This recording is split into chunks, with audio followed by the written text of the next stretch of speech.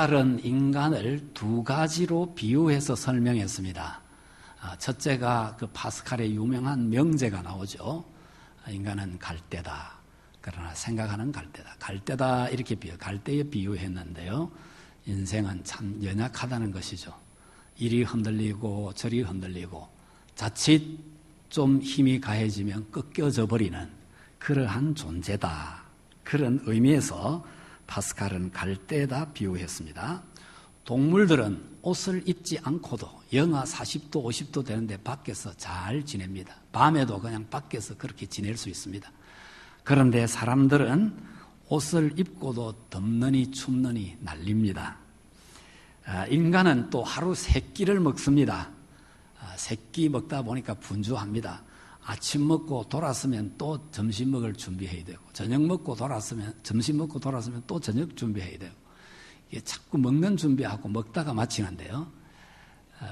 그런데 동물들은 한 번 먹고 1년 버티는 것도 있습니다. 그런데 우리 인생은 많이 먹으면서도 그냥 모자라 하는 그런 모습을 보게 되는데요. 인간을 만물의 영장이라고 이렇게 말하지만은 사실 육체를 보면 그런 것이 아니다 하는 것을 발견하게 됩니다. 이렇게 파스칼은 인간을 갈대에 비유했고, 또 하나는 인간을 오르간에 비유했습니다. 오르간, 요즘 오르간 잘 안 쓰죠. 전자오르간 이제 저런 걸 쓰고, 옛날 그 오르간, 풍금, 이 풍금은요, 기계가 아무리 뛰어난 기계가 있고, 그 다음에 연주 기술이 아주 뛰어난 연주가가 있다 할지라도 그냥 오르간에 대놓고 손을 아무리 놀려도 소리는 나지 않습니다. 반드시 무엇이 들어가야 됩니까? 바람이 들어가야 됩니다. 바람을 집어넣어야 그 악기를 연주할 때 소리가 나게 돼 있죠. 그래서 파스칼은 그런 생각을 한 겁니다. 인간이 겉으로 잘난 거, 자랑하는 것도 있고, 뛰어난 거 있고, 그렇게,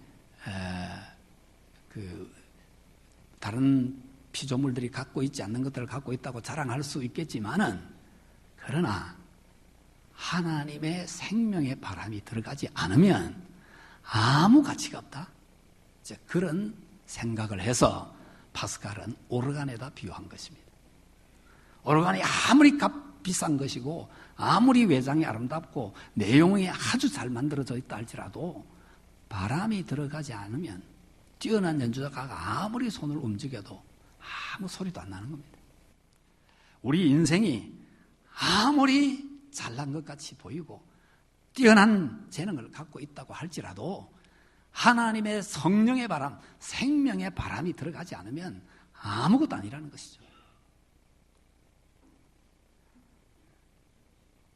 생명의 바람이 들어가고야 비로소 인간의 인간된 자기 모습과 하나님께서 영장으로 지은 자기 능력을 찾을 수가 있게 되는 것입니다. 오늘 본문은 예수님 십자가에 달리시기 직전에 겟세마네 동산에서 있었던 사건을 소개하고 있습니다. 예수님의 공생의 바로 절정의 순간이라고 말할 수 있습니다. 이 장엄한 마지막 순간, 겟세마네 동산의 그 사건을 통해서 하나님이 우리에게 말씀하고 싶어 하시는 것이 무엇일까요? 첫째는 기도는 하나님과의 관계를 분명하게 만들어준다는 것입니다. 예수님께서 거기서 기도하십니다. 겟세마네 동산에서 기도하십니다. 그리고 결국 기도에 승리하셨습니다. 그런데 한번 여러분 잘 생각해 보십시오. 예수님께서 겟세마네 동산에서 땀방울이 핏방울처럼 쏟아지도록 기도했습니다. 무엇이 달라졌습니까? 빌라도가 거꾸로 죽었습니까? 가야바가 끝이 났습니까? 세상이 확 달라지는 일이 벌어졌습니까? 아니면 예수님 기도하니까 로마 병정들이 다 망해버렸습니까? 예수님 기도했지만 아무것도 달라진 것은 없었습니다. 그런데 예수님 자신이 달라지셨습니다. 기도하기 전에 제자들에게 부탁했습니다. 함께 기도하자. 내가 지금 죽게 되었다. 죽을 지경이다. 굉장한 갈등과 고민 속에 빠졌습니다. 그런데 예수님께서 기도하시고 내 원대로 마시고 아버지 원대로 되기를 원합니다 하고 결단하고 일어서게 됩니다. 그리고 당당하게 십자가를 향해 가십니다. 고민을 끝내십니다. 기도했다고 다른 것이 바뀐 것이 아니라 예수님 자신이 하나님 뜻 앞에 결단을 내리게 되죠. 기도는 나를 변화시킨다는 사실을 기억하셔야 됩니다. 기도로 자신을 이길 수 있습니다. 기도로 세상을 이길 수 있습니다. 기도로 죄를 이길 수 있습니다. 기도로 사탄의 권세까지도 깨뜨릴 수 있습니다. 예수님께서는 기도하시고 하나님과의 관계를 분명히 하고 하나님의 뜻을 다시 한번 확인하고 그리고 십자가를 지시러 가시는 것입니다. 하나님과의 관계를 다시 한번 확인하고 분명히 했다는 뜻입니다. 그래서 승리하신 것입니다. 아무리 바빠도 하나님이 먼저입니다. 하나님이 먼저다 이 말은 아무리 바빠도 기도가 먼저입니다.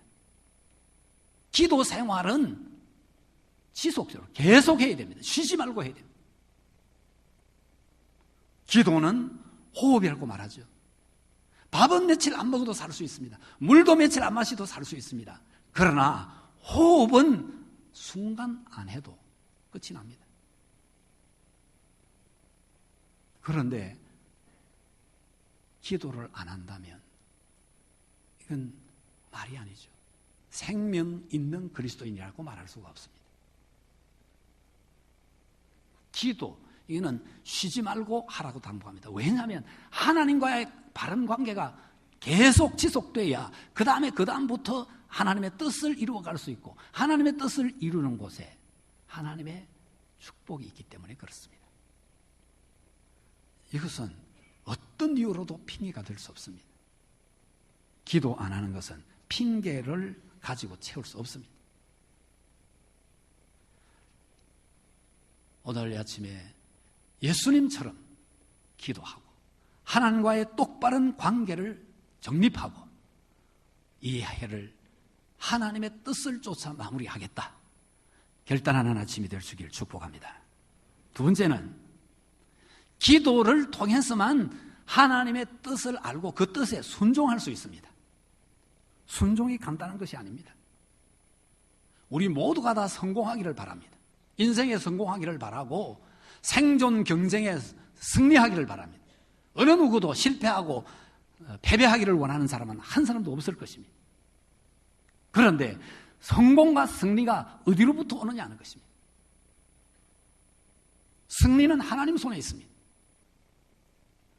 성경에 수많은 인물들을 소개하는데 그들이 어떻게 성공했으며 어떻게 승리했는가를 계속 말씀하고 있는 겁니다. 기드온이 12만의 아말렉 군사와 더불어 싸우게 됩니다. 그런데 하나님과 교통하는 가운데서 300명만 데리고 나가라는 거죠. 그것도 항아리와 횃불과 나팔을 들고 가라는 거죠.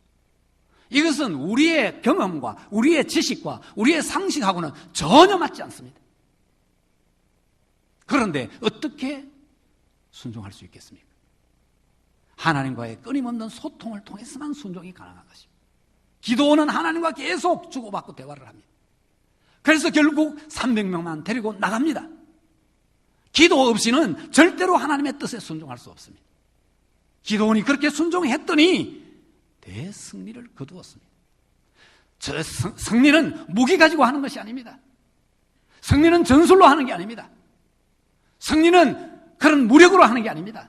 승리는 하나님의 능력으로 하는 것입니다. 하나님의 도우시는 역사로 이루어지는 것입니다.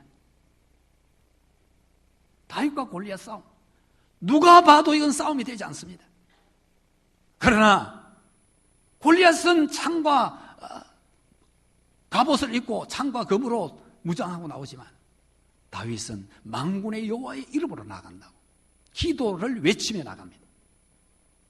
그래서 여지없이 승리하지 않습니까?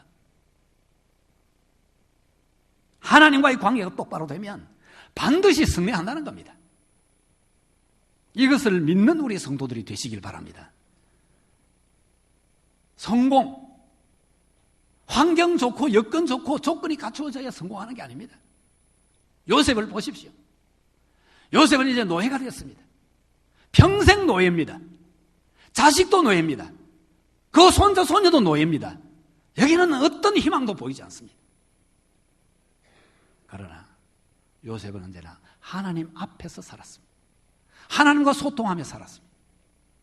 결국 모든 사람이 그 앞에 무릎을 꿇게 됩니다. 형님들, 아버지까지 모든 권력자들이 그 앞에 무릎을 꿇게 됩니다. 승리와 성공은 하나님께 있습니다. 모든 도움도, 진정한 도움도 하나님으로부터 오는 것입니다. 기도는 하나님을 내 삶에 모셔드리는 것입니다. 모세가 홍해를 가른 게 아닙니다. 모세가 반석에 샘을 터뜨린 게 아닙니다. 모세가 위대한 게 아닙니다. 하나님이 위대하시고 위대하신 하나님이 모세를 쓰셨습니다. 그래서 모세가 위대한 영도자가 된 것입니다. 우리 모든 성도들이 하나님을 삶에 모셔드릴 수 있기를 바랍니다. 기도로서만 가능합니다. 그리고 그렇게 되면 기도하면 하나님의 뜻을 분명히 알게 되고 그 다음에 기도하게 되면 그 결과까지도 볼 수 있게 됩니다. 그래서 하나님의 뜻 앞에 순종하는 것이 어렵지 않습니다. 순종이 무엇보다 낫다고 말씀합니까? 예배보다 낫다고 말씀합니다. 하나님은 예배하는 자를 찾는다고 예수님께서 직접 가르쳐 주셨습니다. 신령과 진정으로 예배하는 자가 신령과 진정으로 예배할지니 하나님은 신령과 진정으로 이렇게 예배하는 자를 찾으신다고 말씀하세요. 그러나 그보다 더 중요한 것이 순종이라고 말씀합니다. 순종하면 하나님이 다 책임지시니까 그렇습니다. 그런데 우리가 성공도 승리도 못하는 이유가 뭡니까? 야고보서 4장 2절과 3절을 한번 같이 읽어보겠습니다. 너희는 욕심을 내어도 얻지 못하여 살인하며 시기하여도 능히 취하지 못함으로 다투고 싸우는도다. 너희가 얻지 못함은 구하지 아니하기 때문이요 구하여도 받지 못함은 정욕으로 쓰려고 잘못 구하기 때문이라. 다 얻기를 원하죠. 기도 안 하면서 얻기만 원하니까 다투게 되는, 싸운다는, 세상이 시끄럽습니다. 기도 안 하는 사람들 때문에 세상이 시끄럽습니다. 그런다고 얻어집니까? 구하지 않으면 얻을 수 없다고 말합니다. 기도하라고 당부합니다. 그리고 기도하더라도 잘 살펴보라는 겁니다. 우리가 기도를 합니다. 자녀들이 잘 되게 해주시고 성공하게 하시고 내가 하는 기업이 잘 되어서 성공하게 해주시고 형통하게 하시고. 왜? 하나님의 영광을 위하여 그렇게 합니다. 그러나 정말 저 깊은 속을 뚫고 들어가 보면 무엇이 도사리고 있습니까? 내 인간적인 욕망이 도사리고 있습니다. 그러면 하나님의 위대하신 능력은 나타나지 않죠. 단순히 오직 하나님의 뜻을 이루고 하나님의 영광만을 위하고 하나님께만 초점을 맞춰야 합니다. 그 외에는 아무것도 없어야 돼요. 그러면 하나님께서 그 일을 통하여 영광을 받으시면서 나도 내 자식들도 내 가정도 영광스러운 모습이 되는 것입니다. 기도하시길 바랍니다.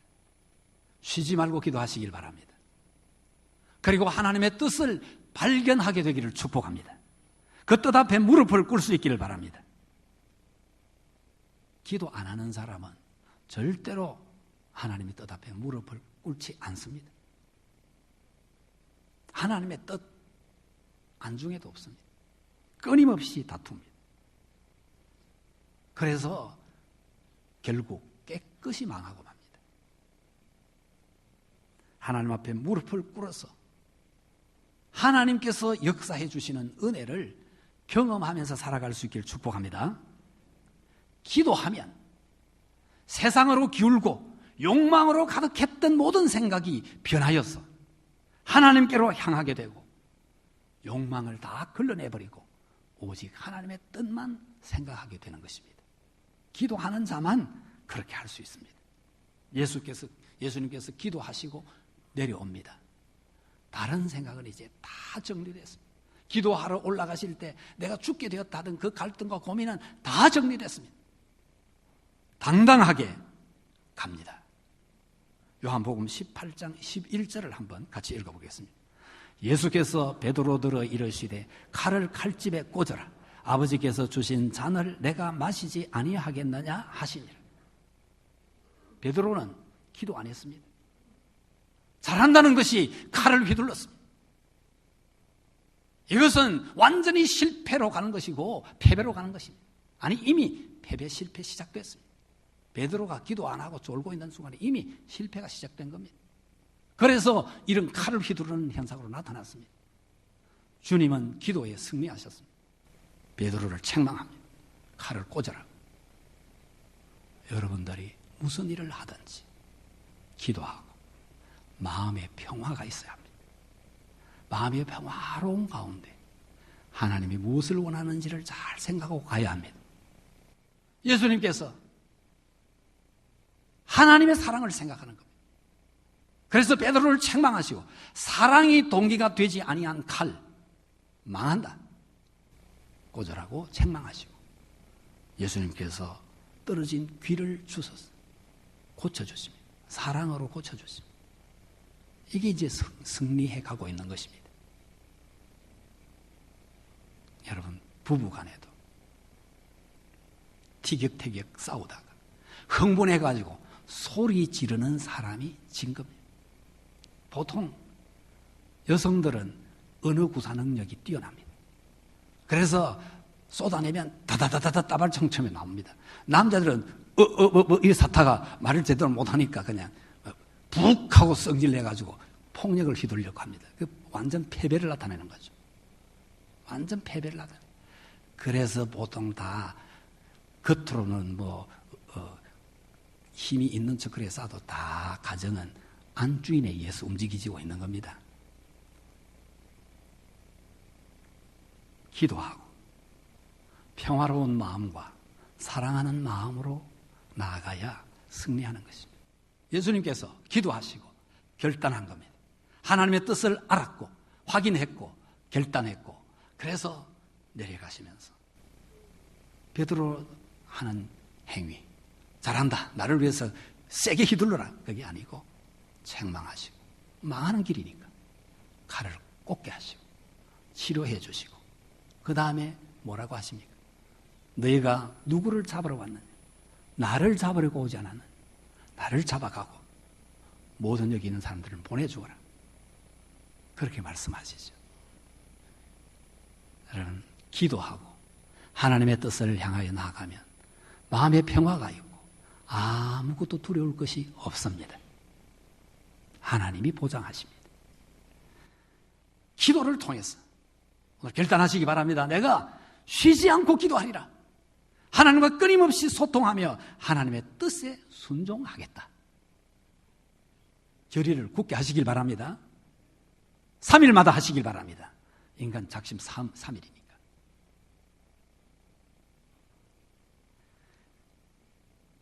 세 번째는 기도로 모든 것을 하나님께 다 위탁할 수 있습니다. 기도 안 하는 사람은 절대로 하나님께 안 맡깁니다. 자기가 해결하려고 달려듭니다. 자기 생애를 온전히 하나님께 맡겨버렸습니다. 예수님께서는 기도하시고 다 맡겼습니다. 그런 후에 놀라운 상황이 벌어지죠. 사랑의 능력을 발휘하게 됩니다. 원수까지도 사랑하셨습니다. 사람이 이렇게 하기가 쉽지 않습니다. 그냥 우리의 심성 가지고는 안 됩니다. 기도하면 하나님의 뜻을 발견하게 되고 하나님의 뜻에 순종해 가보면 하나님께서 능력 주신다는 사실을 깨닫게 됩니다. 하나님의 능력이 주님을 감싸고 그래서 원수까지 사랑하는 그런 모습을 보이게 되죠. 누가복음 23장 34절을 한번 같이 읽어보겠습니다.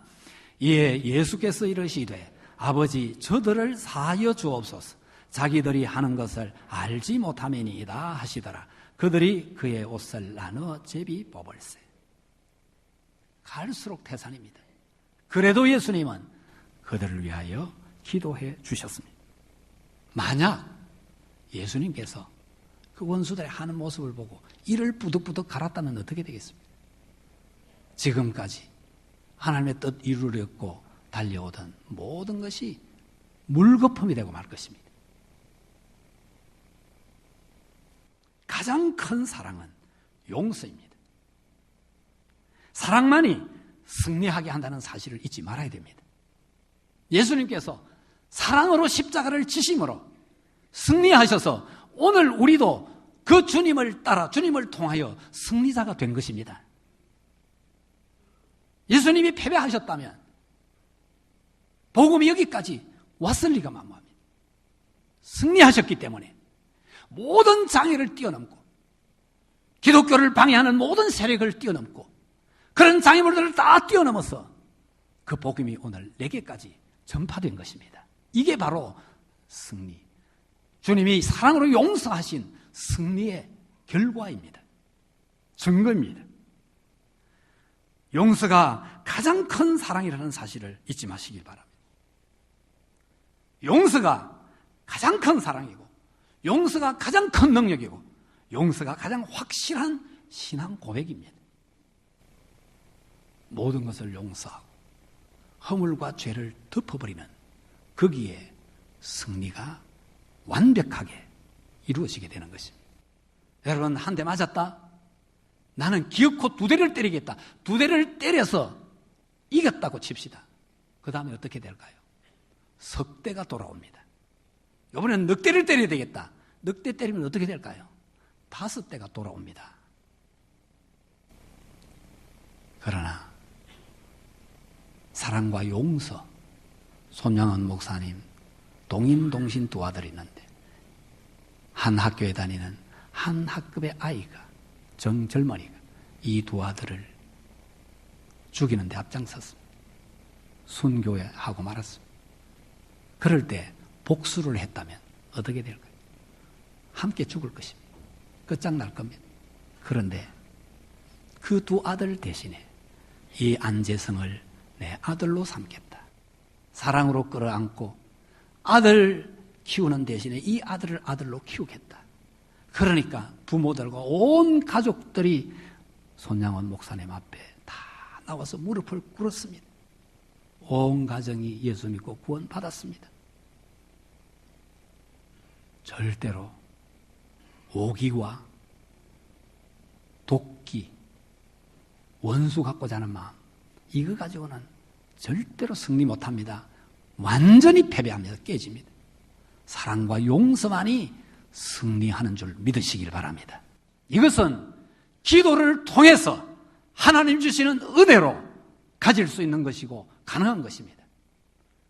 성령 충만하게 될 때 사랑과 희락과 화평과 오래 참과 이런 열매들이 나타나게 되죠. 그래서 진정한 승리를 거둘 수 있습니다. 이제 한 해를 마감하면서 승리하고 끝낼 수 있길 바랍니다. 승리해야만 14년도가 승리의 해로, 복된 해로 내게 다가오게 될 것입니다. 승리자로 마감하고 승리자로 새해를 향해 나아가게 되기를 주님 이름으로 축복합니다.